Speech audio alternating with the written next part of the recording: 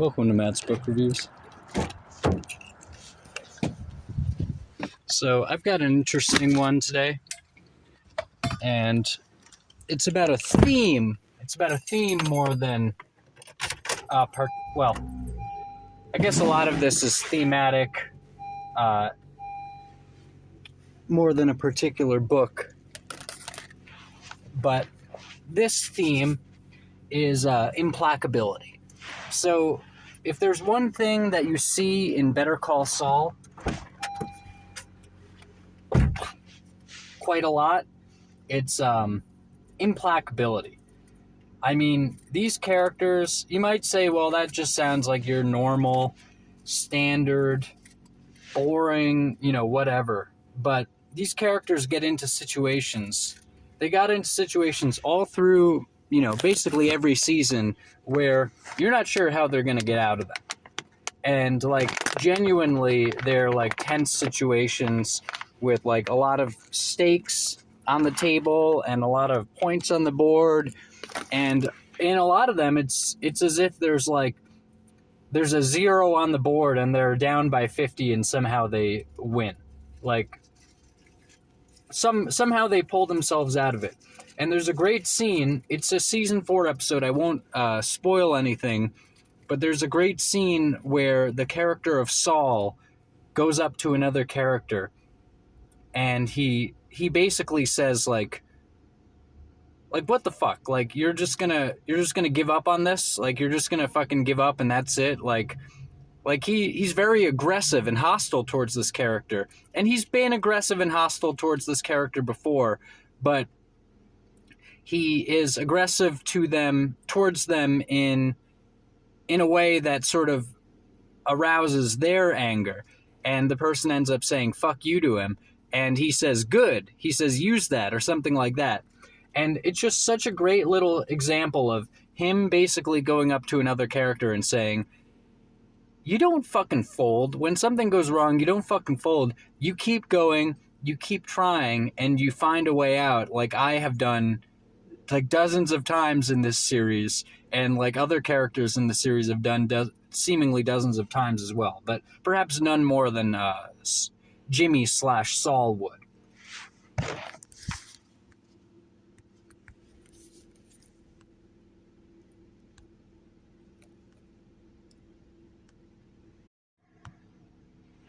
So Jimmy/Saul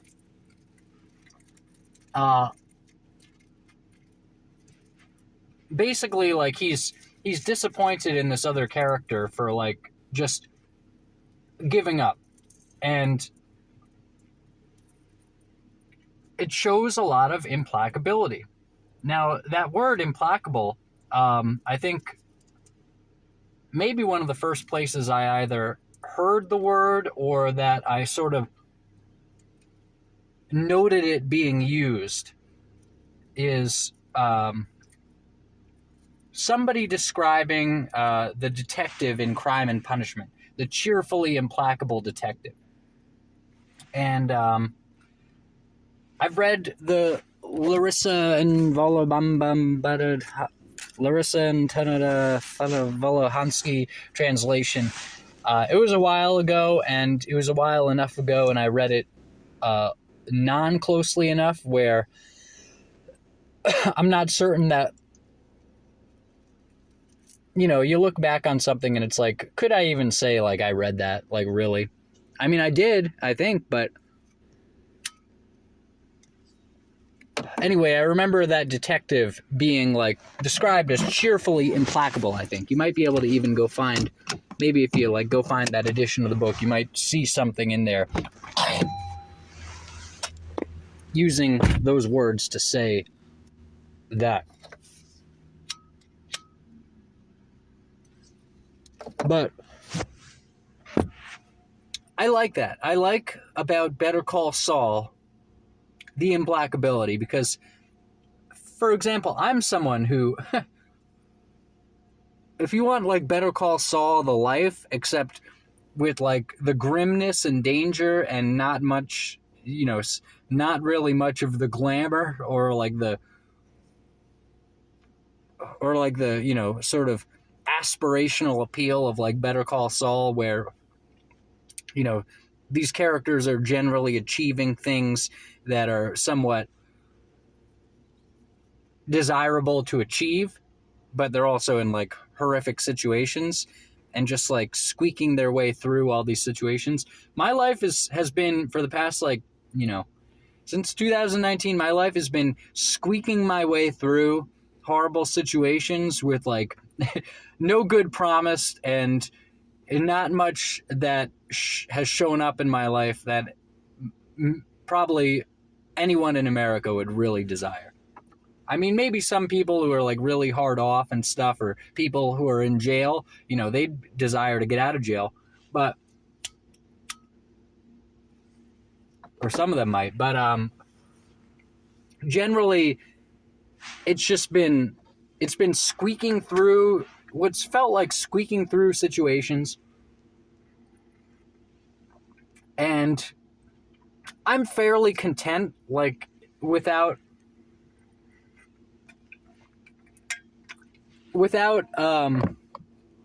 things going wrong around me. I'm fairly content.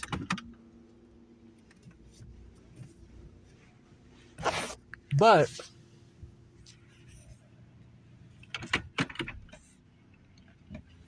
nevertheless,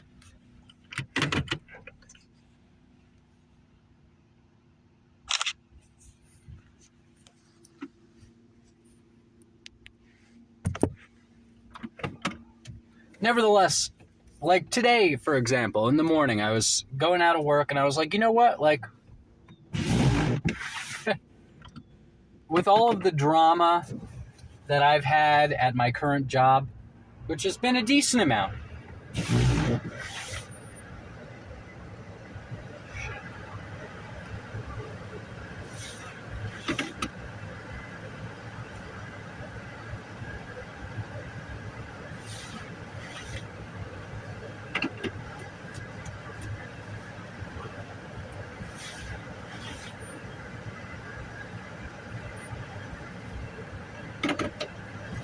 with all the drama that I've had at my current job, it's basically like for months now, it's felt like just squeaking through. Now, here's the thing. Most of that drama was basically me pushing back on things that I was casting as not right, or, you know, not just, or whatever. I was saying these things were wrong and I was pushing back on them. Very little of the drama was me breaking rules, or like being, you know, not doing, like, you know, not accomplishing what I'm supposed to get accomplished. You know, like a little bit here and there, you know, somebody doesn't fill the new beverages for the morning or something like that, like stuff that just somewhat often, like stuff that just doesn't get done all the time in the first place, whether it's me or someone else. That's one thing, but like basically with me, it's basically been like, I've kind of been walking the straight and narrow anyway, but I've been walking the straight and narrow while pushing back on places where it seems like, you know, advantage is being taken, or things are, you know, maybe not presented in an honest way, or this or that. And so the phrase "story of my life" came to mind, and it actually felt like, you know, it actually felt like a case where it's like, oh, well, this is the story of my life. People around me are doing bad things, and I get pissed about it, and then I push back, and things get creaky for me because I'm pushing back. That's literally what I went to jail for. If anyone doesn't know, like, literally I went to jail for sending somebody angry emails that were only tangentially related to what I even sent the emails about. I was like, I sent the emails because he made some, you know, some quip in a newspaper article or some quip in an article that came to my phone. It literally came to my phone on like the lock screen. I wouldn't have seen it if it didn't appear on that lock screen. I should fucking sue Apple, you know, but no, I mean, I wouldn't and I won't, but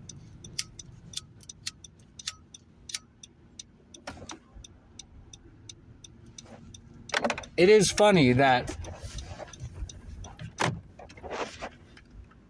it came to my attention based on like being fed to me. It was like a sting operation. I mean, it wasn't like a sting operation, but in a certain sense, I wasn't going to see that article unless it appeared on my phone there. I wasn't going to go to whatever website it was and like look at their new articles and look for this anti-Trump article and then see this guy say something mean about Donald Trump and see that he seemed to have a professional title that seemed to suggest he shouldn't just be talking so superficially about politicians.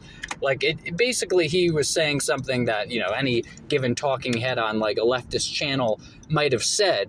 And it was like, but you have this like seemingly high position and you're saying this. And so like, I literally started the email, I think, with like, you call yourself a blank. And then, you know, but then it went off in another direction. Then I started like railing about, you know, the murder of children before they're born in America. And anyway, but that's what I went to jail for. Literally sending angry emails to somebody about injustices. You could say perceived injustices. I would say, you know, I'd say at least one of them is not just a perceived injustice. If there is an injustice in the world, it's the killing of the most innocent people in the world. So, you know, that's not a perceived injustice. If I would say if injustice exists, you know, you can go vomit as you watch all the leftist channels talk about the right to bodily autonomy. And it's like, oh, the bodily autonomy of the little babies that somebody's pulling apart limb by limb in your fucking womb. That's the bodily. No, you're not talking about that bodily autonomy. You're talking about the autonomy for someone to put a hit on somebody because the other person happens to be in proximity to their body, you know. But anyway, I mean, there are so many parallels. You could say like, well, you know, okay, so if that's the standard of the law, then, you know, you could take those parameters and put it into all sorts of like horrific situations that are similarly horrific, probably few more horrific, but you could put it into similarly horrific situations and people would say, well, of course we shouldn't let people just like put hits on people for those people being in that situation in proximity to another person. And it's like, yeah, well, you got all the women in America saying that it's their sacred right to, you know, have their children murdered, you know. But anyway, that is, if there is an injustice in the world, then that I don't think would be just a perceived injustice. I think it would be an injustice in earnest in that sense. But I guess the perceived injustice would come with the actual catalyst for my sending the emails, which was just this guy saying something fairly ignorant about, you know, just another puppet president, whom at the time I was thinking was like some kind of like maverick who was actually fighting for the good that I didn't even realize was the good until I started looking into it. But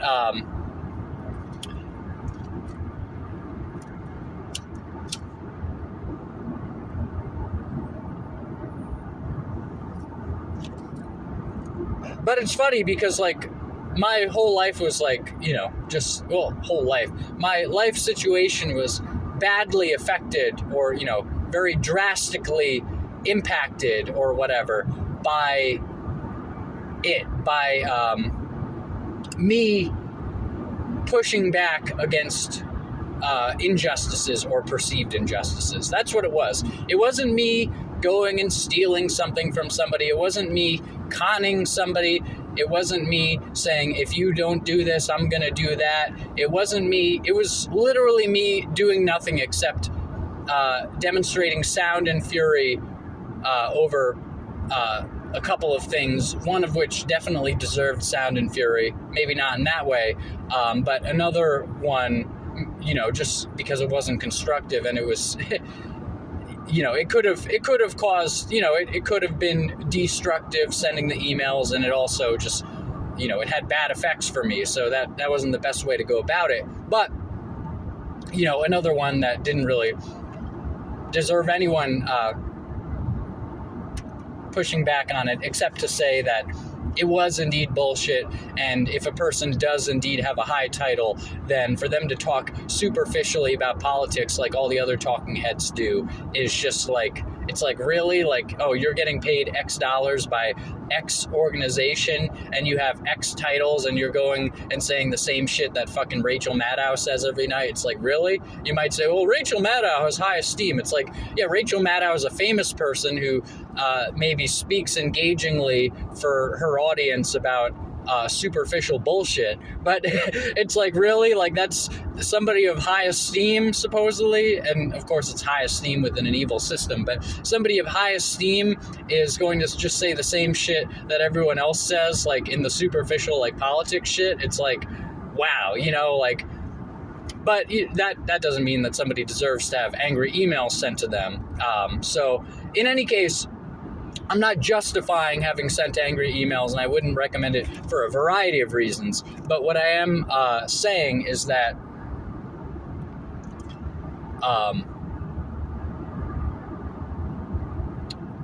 that story of my life, I push back against something that is either an injustice or a perceived injustice. I'm not setting out to hurt anyone just to hurt anyone. I'm not setting out to gain power over anyone. I'm not setting out to steal anything. I'm not setting out to take advantage of anyone. I'm not setting out to even be dishonest, except the dishonesty inherent in the hyperbole of the emails, which actually, you could say that was the fatal flaw, that, if I was going to send emails saying stuff like that, then I should have, then these were dishonest things to say if I didn't mean them. And given that I didn't mean them, I was essentially being sent to jail for being facetious.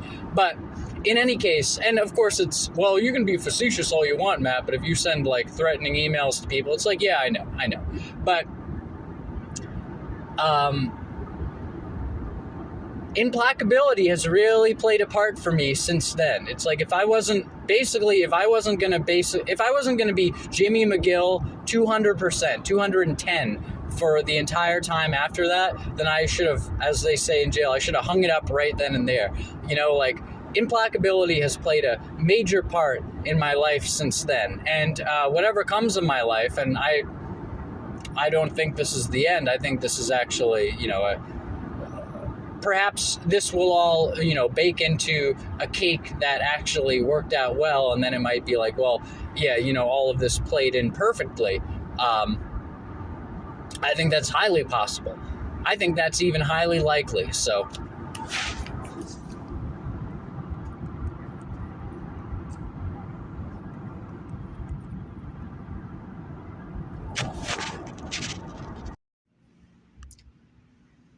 Now, who are some literary characters who are implacable? Because here's the thing. I think one thing that one might gain from so-called lesser fiction, like maybe fantasy books or, maybe even thriller books, one thing someone might gain is the inspirational quality of the characters in Better Call Saul's, as an example, just indefatigability, if I got through that word well enough.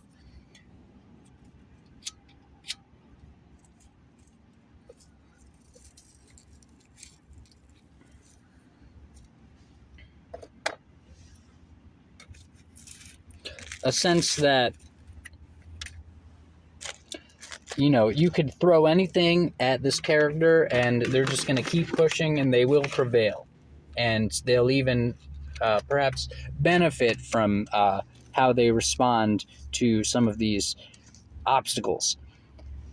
So, one character that I thought of is, you might not even call him a character, but whoever was in the book Lone Survivor. Now, I read that book in jail, and actually another book I read that has implacability in it is The Talented Mr. Ripley in jail. But Lone Survivor, there was that soldier, and he was, he went to Afghanistan or something, and, he was in a bad situation, and, it's supposedly a true story, and so, this is how he got through it. Books like that, like, for example, maybe to go a fictional route, the Jack Ryan books by Tom Clancy, maybe Tom Clancy books in general, as well as The Gray Man. I read like maybe 100 pages of the book The Gray Man or something. I read some of the book The Gray Man at least. And, that character, the way he just, he gets into these situations where it's like, there's no way, there doesn't seem to be a way out of this. And then he finds a way out. Like, often enough, an explosive way out. But like, oh, this guy's on a plane and these people have guns and they want to kill him. How's he going to get out of this? And then,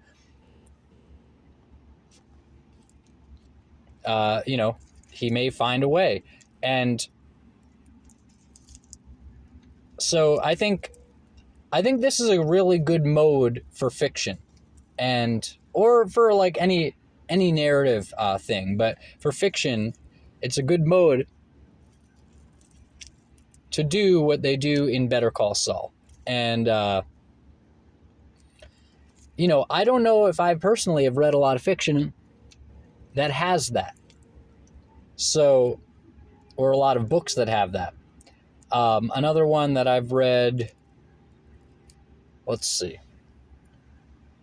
Well, The Talented Mr. Ripley. See, there's another thing where you could look at Raskolnikov, the character from Crime and Punishment, who kills somebody, and then, he spends, much of the novel is him sort of dealing with maybe guilt about killing this person, and then also sort of trying to get out of the consequences that are coming after him for killing this person.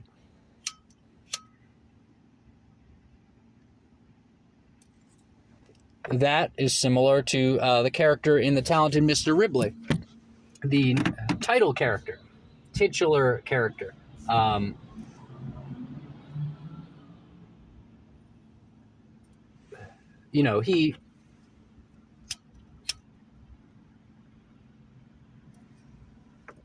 He gets into a situation, and then there are all of these rungs of the situation that he has to basically grab onto and surpass to get out of the situation.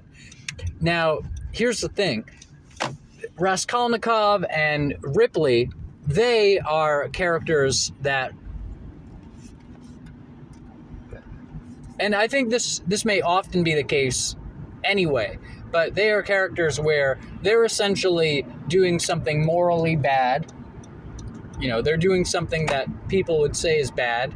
They're doing destructive things. They're doing deceitful things. They're doing thieving things. And now that they're in the situation, now they're trying to get out of it. Other characters, like the Gray Man, like maybe Jack Ryan, I imagine, like, I've read a little of Patriot Games, but that's about it. Like,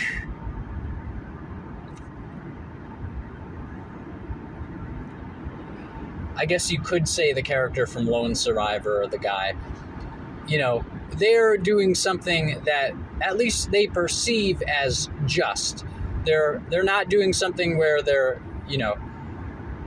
intending to screw somebody over as much as, whether it is just or not. And given that all of those are sort of war themes, it's really not just. But nevertheless, it's not like they basically like just tried to get a score by taking advantage of somebody, and now they're trying to get out of what's coming down the road or the highway.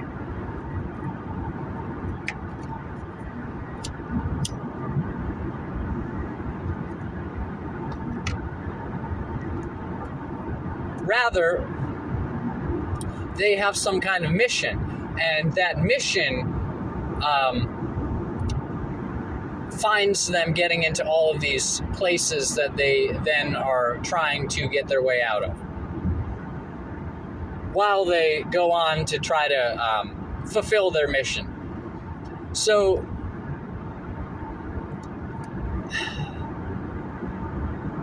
it's just, I think this is a real area of strength for narrative forms. This sort of inspiring kind of, no matter what happens, this person is going to be resourceful enough and devious enough maybe, or, crafty enough to get themselves to higher ground.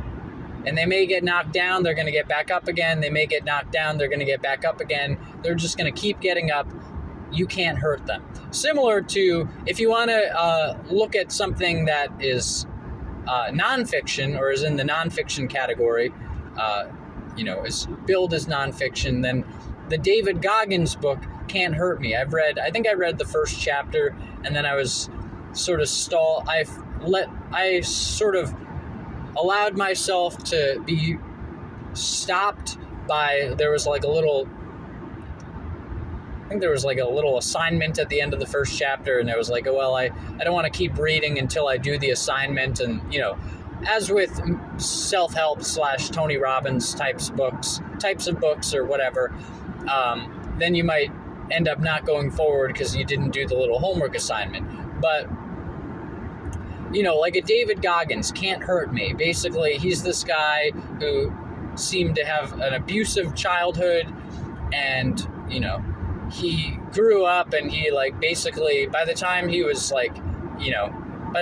18, he had been through a bunch of shit. He'd basically been through a war, and then he went into, the Navy SEALs, and, his brand became, he's just going to keep pushing himself, and, you can't keep him down. He's just going to keep getting up. He's just going to, like the Eminem, Till I Collapse speech, where he's like, you just got to find that shit and pull that shit out of you and get the strength and get the motivation to not give up and not be a quitter, no matter how bad you want to just fall on your face. Till I collapse, I'm spilling these rap slogans. That's the Eminem, that whole ethos of, I'm not going to be swayed, I'm not going to be discouraged, or if I am discouraged, I'm going to push forth nonetheless, and things, I'm gonna do it. And it's very inspiring, and I think, actually, if I want to put on my sort of more truther hat, I think it's probably not a coincidence that this stuff doesn't seem to be particularly popular, because it could be very popular. I would imagine it would be incredibly popular, but aside from Better Call Saul, I'm not sure which show I would point to say, this is another show where the characters are just squeaking out of a bad situation, and they're always just stepping forward, and they're just lurching forward, and they won't be stopped. Maybe Breaking Bad, the series that Better Call Saul is a spin-off of, that to some extent, to a lesser extent than Better Call Saul, but to some extent that is the same kind of story focus there. But, I'm not sure that there are a lot of really inspiring tales where a character just has all this stuff, and stuff just keeps being shoved at them, and they keep batting it away. Whiplash probably be another good example. And Whiplash was sort of interesting because the context was that the instructor character who's teaching the drum student or sort of like, you know, coaching the drum student to like be all he can be, that character is specifically like, you know, kind of putting the screws on him to put the screws on him. It's not just like, oh, you know, these things happen to keep happening, or these people for some reason or another practically don't want this person to succeed. It's like this person wants somebody to succeed, and because of how much he wants to bring out in somebody, he's going to put everything he can in his path. You know, that's an inspiring movie, Whiplash. But how many movies are really like that? Like, you can point to all these bullshit Marvel movies where it's just like cartoonish, fighting each other, and, you know, it might as well be an actual cartoon. And it probably wouldn't even be that good of a cartoon for most of them. You know, it's like, yes, there are, I guess, probably situations in these movies where it's like, oh, what are they going to do? And then they somehow pull it out. But in most of them, it just seems to be like, oh, these characters are fighting other characters, and, you know, the good guys tend to persevere, and they tend to prevail, and it's not that you're really, maybe you're wondering, like, do they win or not, but it doesn't seem like they're being put into these scenarios where it's like, oh man, like, how are they going to get out of this? And then they do. It more seems like, oh, this guy has a fucking superpower, this guy has a mechanical suit, this guy has a fucking bow and arrow, and, like, there are some aliens that are fighting them, and, you know, they're going to use their superpowers to beat the aliens. Like, it maybe gets into the Stefan Molyneux dilemma of, you know, the superhero movies, they're sort of giving you a false ideal because they're, you know, these are characters who are winning based on superpowers, and you're watching them and rooting for them, and you're sort of saying, but it's like, you know, in your own life, then you sort of just have an expectation from there of like, oh, to succeed, all I need are superpowers. It's sort of like brings success into a level of like, essentially, I think Stefan might say, and maybe he has said, maybe I've listened, it brings success into a level of like, okay, well, you know, you're counting on the superheroes, i.e. you're counting on the soldiers and the government to fight your battles for you. You're not doing it. It's these superheroes who are doing it. Now, I could look past that and say thematically, the superpowers are there as sort of a representation of your sense of willpower and of your, like, you know, transcending obstacles and like getting past things. Like, I think it might be somewhat superficial to look at a superhero movie and say, oh, well, because these people are winning using superpowers, then that's not realistic, and it's not like necessarily an inspiring movie, or it doesn't have any impact. It's like, you know, just because it's in sort of a superpower kind of setting doesn't mean that the themes aren't similar. But the way they do it with these movies, it often just seems like sort of Deus Ex Machina, or it often just seems like it's just not set up in a way that Better Call Saul is, or that The Gray Man is. Like that, the book really impressed me with how it would set up situations for the main character to get out of, where you wonder how he's going to get out of it, and then he tends to. Like, it's really just more set up in a situation where it's like, oh, well, here's another obstacle. Oh, they got through it. Oh, here's another obstacle. Oh, they're struggling. Oh, they got through it. You know, it's like the tightness, like the tension of the screws that they're up against in something like Better Call Saul or the book The Gray Man. The movie was a little less impressive like that. But in the book, it really is emphasized. I'm not saying it's a great book necessarily. I didn't finish it. But it's emphasized a lot more in the book that, like, oh, shit, like, how's he going to get out of this? And then he does. Or then maybe he does. I haven't even finished the book. But, you know, there are some scrapes, and it's like, oh, shit, you know?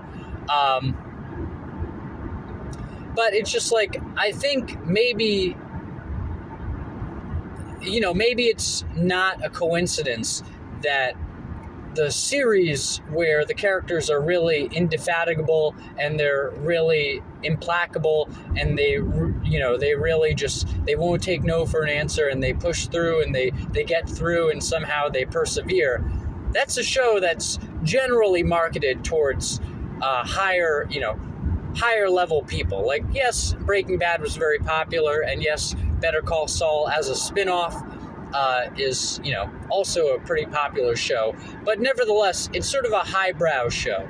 It is a highbrow show, even if it has a wider audience. It is a high-quality show, and I don't know, maybe I just haven't seen a lot of the shittier stuff, and I certainly haven't seen a lot of the stuff that might be popular, but it seems like a lot of the stuff that is popular is just like dystopian. It's like, oh, everything's already like spoken for, everything sucks, the character, it's basically like unhappy. Or if it's sort of a heroic thing and like characters are pushing through, then it's not that inspiring, it's not that like tense, and it doesn't really carry the impact of something like a Better Call Saul, where the people who are watching it, I think they come away feeling a lot more empowered, because it's like, shit, Saul makes it through all these things, or Jimmy does. Kim Wexler makes it through these things. Like, these characters, they persevere. And like, then you have characters who are persevering on their own, and it's like you put two characters who are always persevering against each other and see who comes out on top. It's cool, and it has a lot of like really effective drama.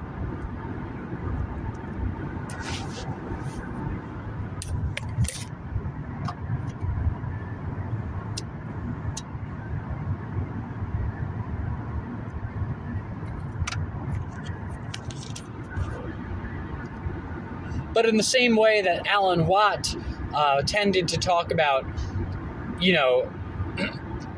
basically like the elite, if you want to call them that, or, whatever term you want to give them,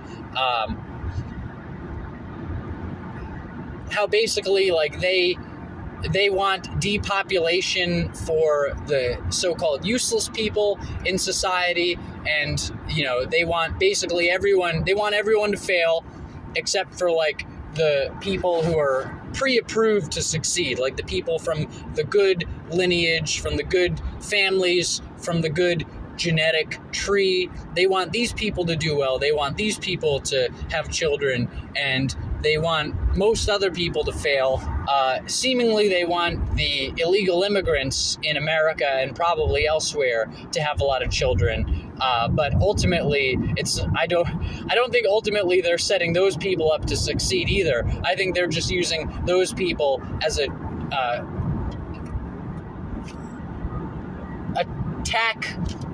attack force against the people in the society that they want to destroy. So, from what I've gathered from listening to Alan Watt, and from what I've listened to elsewhere, and all this other stuff, from all these various details, and from various information, which, it sounds, you're going to say, oh yeah, Matt, information, your conspiracy theory stuff. It's like, okay, yeah, go ahead and don't look into it, and then tell me it's all bullshit. Just keep watching the news and don't look into anything that disputes it, and then just consider it all bullshit, disputing what they say on the news, and call politicians liars, and call the news people biased, and still believe all the news, and don't look into anything that's disputing it, but instead just wave it off like the people in the news tell you to do. Yeah, just go fucking do that. It is something that a lot of other people are doing too. So if you're gonna do that, then okay. But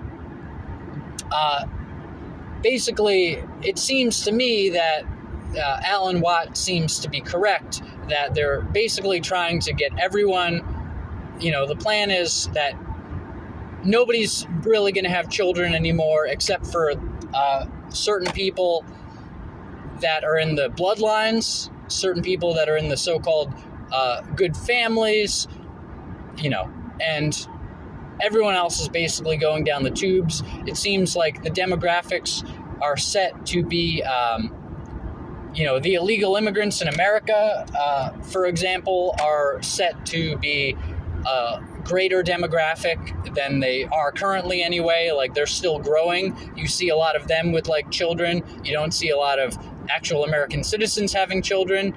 You certainly don't see a lot of like American citizens of certain races having children, but in general, I don't think you see a lot of American citizens having kids.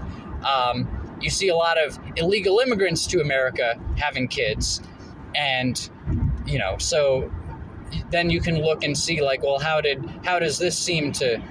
this come about? Why are these people having children and why are these people not? It's like, well, certain people are given a lot of propaganda to so-called delay having children until they're essentially after the age where a woman is going to be able to have more than maybe one or two or zero children.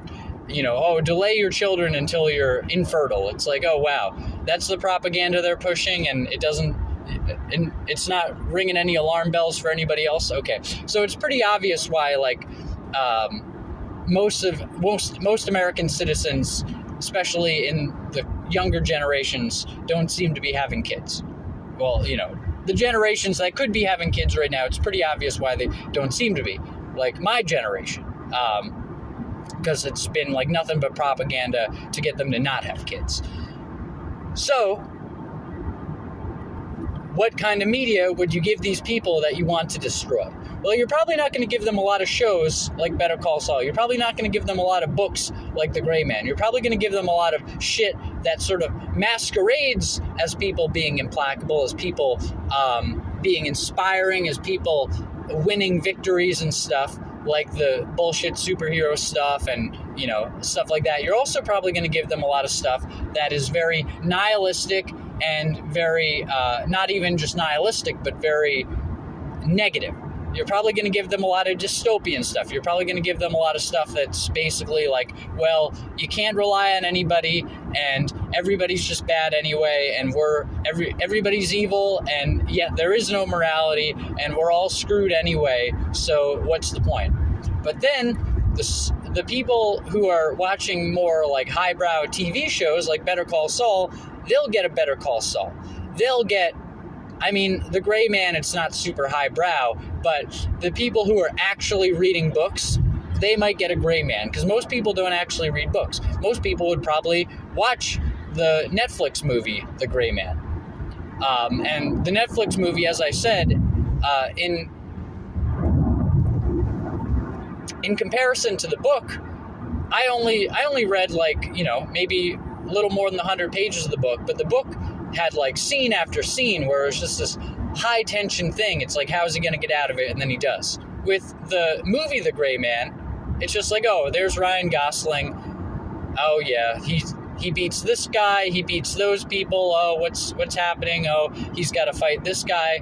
It's similar. It's not that far off from like a James Bond, or even really from a John Wick, where it's like this character basically goes around, everyone he points his gun at goes down, everyone who points a gun at him doesn't succeed. Generally, like that's sort of that's the general idea of it.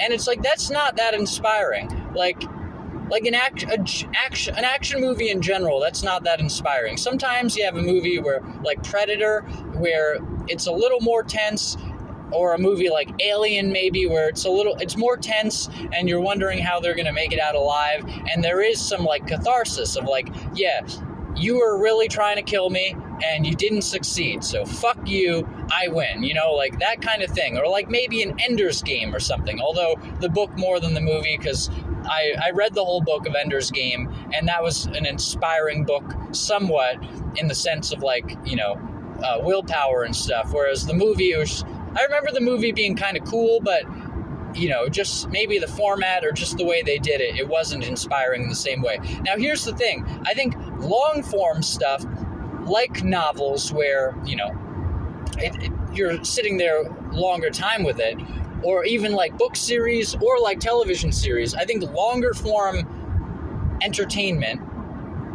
is more likely to have something like a Better Call Saul or like a Gray Man. And I think the Gray Man is part of a series.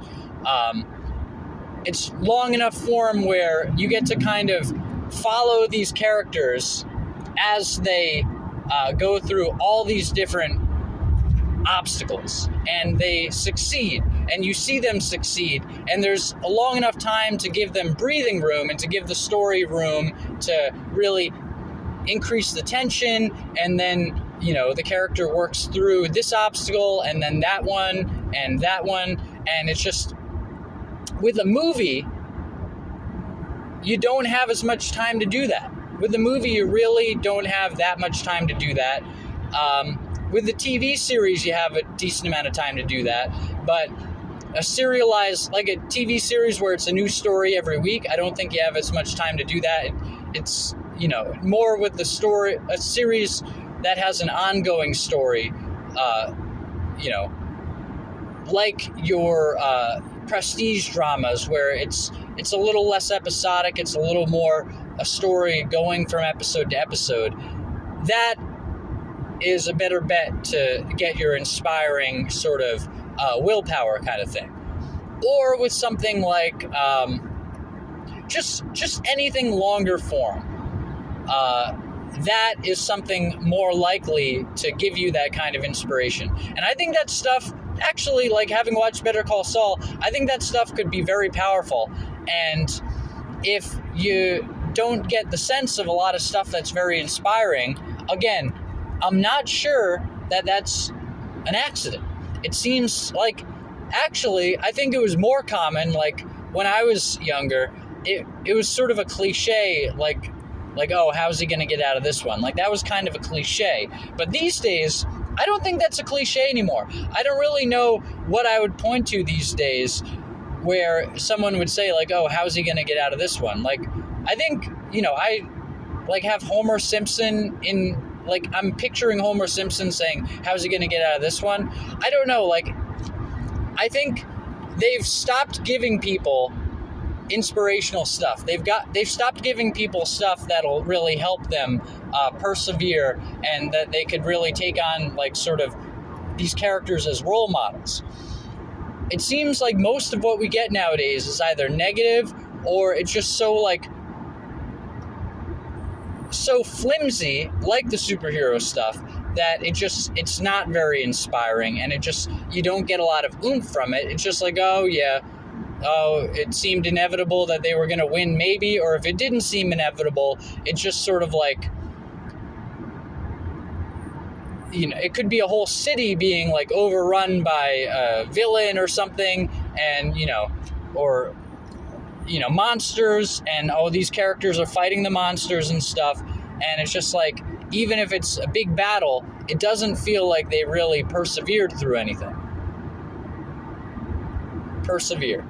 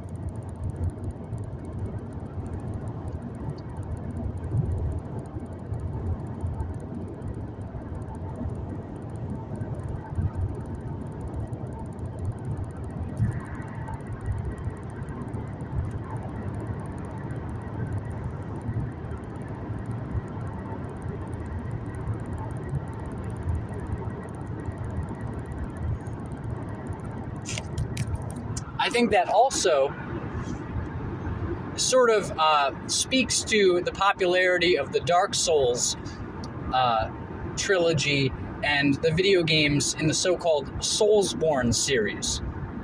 These video games by the developer From Software, I think they're the developer, where you're like, you play as these characters and, they have their swords and their shields or whatever they have in each given game, and they're fighting these monsters. And the games are known as, they're known for being difficult, but I think what people, and I don't know if I've thought about this before, but I think the sort of lack of stuff like this, the lack of perseverance literature, let's say in society, has left an opening for these games to become as popular as they have. Because these games, they're not super difficult. Like, there are harder games, but they're fairly difficult, and they're certainly more difficult than most video games these days. Most video games these days, even video games, like back in the 90s, back in the 80s, even back in like the 2000s to some extent, video games tended to be sort of a challenge. If you turned on a game and it gave you like easy mode, normal mode, hard mode, you'd shy away from hard mode. You really wouldn't want to do that. But video games have generally become similar enough to the movies and everything else where it's not really a challenge. They tell you exactly where to go. They have a little marker telling you where to go. So figuring stuff out isn't a challenge. And back in the day, people would just get stuck on video games. It's like, I don't know what to do or where to go. Even if it wasn't supposed to be a puzzle, you still might very well not know where to go or what to do. Also, back in the day, the gameplay itself would offer various challenges. It would be, you'd have to you would develop your skills in the game well enough to meet the challenges. These days, most games, it's just like, if you can't do well in the game, then often they'll have RPG mechanics, role-playing game mechanics, where if you just play and you fight like little enemies enough, your character gets more powerful, and then you don't have to be skilled to beat the next enemy. You just have a lot more power because you spent time fighting the smaller enemies. Or in a lot of games, you don't even have to level up that much.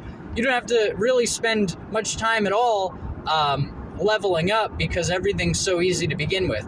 And then you have these From Software games that have been very popular, and there are various good things about them, but the popularity, I think, comes from the sense of you're dying over and over again. You're dying and you're dying and you're dying. And, for a while the game is pretty difficult. Even after you get your bearings and the game isn't that difficult anymore, it's still a game where you might die again and again and again. You might die to this boss, you might die to that boss. Even these little enemies, like almost any given enemy in Soulsborne so-called games, almost any enemy can kill you in like 4 or 5 hits. Like, many enemies can kill you faster than that, but like almost any enemy is a danger to you. Now, and you have to sort of persevere to succeed in these games. You have to keep trying, you keep playing. If you die, you lose essentially your like money or your experience points, sort of money/experience points. In the Dark Souls game, they're called souls, but you pay for new items with them, you level up with them. Like, it's just sort of a one-stop shop. You lose your souls, and then you have to make it back to where you were before and retrieve your souls. And if you die before you retrieve your souls, then they're lost forever. And so you just basically there are stakes. There is gravity to what's going on because you just beat a bunch of enemies and you might have spent 3 hours racking up all these souls, and then if you die and then you die before you get back to them, then you lost that 3 hours. Not to mention that to even get through the game and not lose your souls, but to even get through the next part, you're probably gonna have to persevere and practice and sort of fight these enemies and go through this place enough to sort of get your bearings there and see how best to navigate this situation and that one and that one.